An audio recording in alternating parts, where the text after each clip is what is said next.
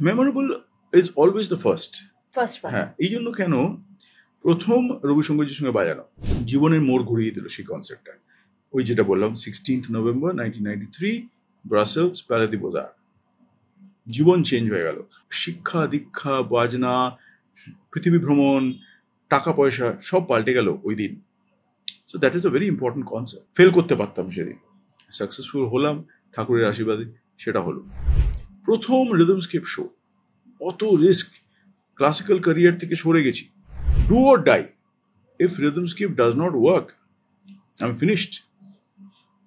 30 cross করে গেছি তখন এটা শুরু করা।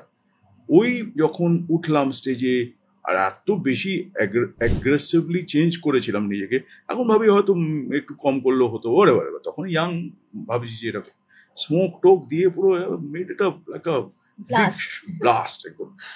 এই প্রথম হ্যান্ডসনিকটা মারলাম, এদিকে এটা হলো, পেছন থেকে 4টে সিটি এলো, বললাম I got it, I realise this is going to be a success.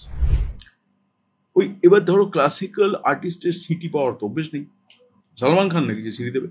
So I realized that now I have to mold myself for an audience which also gives city.